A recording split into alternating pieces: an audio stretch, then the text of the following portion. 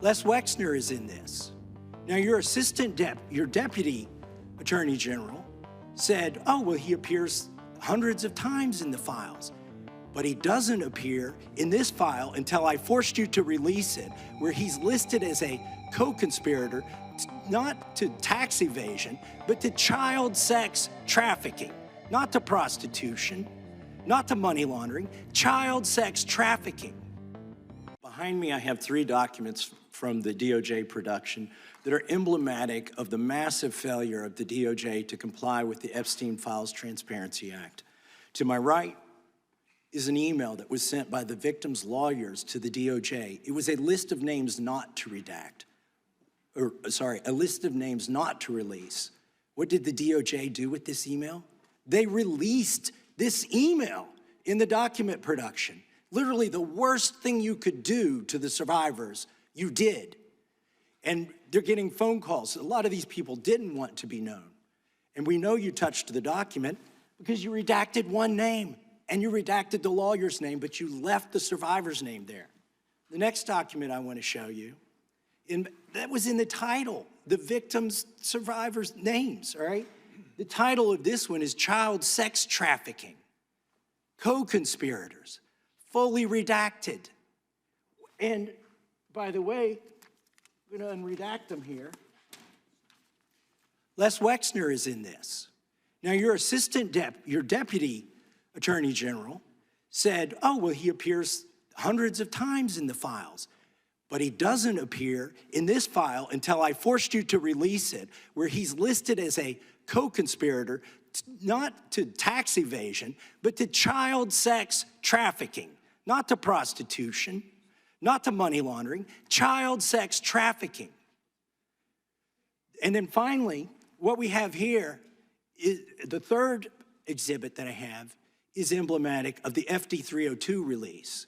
These are the documents that we need, that you're holding on to and over-redacting because they have the names of the men who are implicated. How do we know?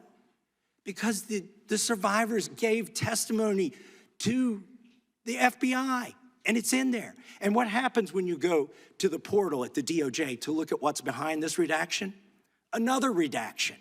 So we can't even see them. And then there's some of these files you've pulled down from the website that we will never see because we can't search the redactions. So I have several questions for you. Who's responsible? Are you able to track who in your organization made this massive failure and released the victims' names? Are you able to track who it was that obscured Les Wexner's name as a co-conspirator in an FBI document? Do you have that kind of accountability? I believe Wexner's name was listed more than 4,000 times. Yeah, I already told you that. This is where he's listed as a co-conspirator. Can I finish my answer? Come on, let me finish my answer.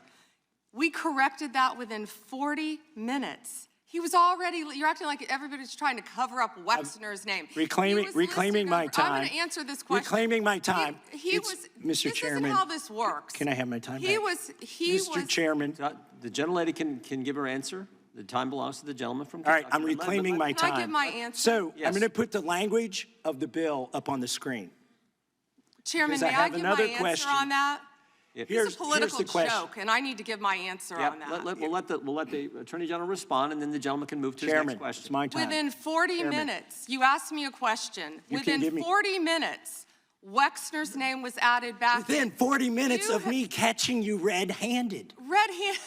There was one redaction out of over 4,700, and we invited you in. This guy has Trump derangement syndrome. He needs to get, you're a failed politician. You need to get on to watch the video. Mr. Chairman, please restore his time and remind the witness of the rules here. There is no credible information. None. If there were, I would bring the case yesterday that he trafficked to other individuals. Is that your position as well?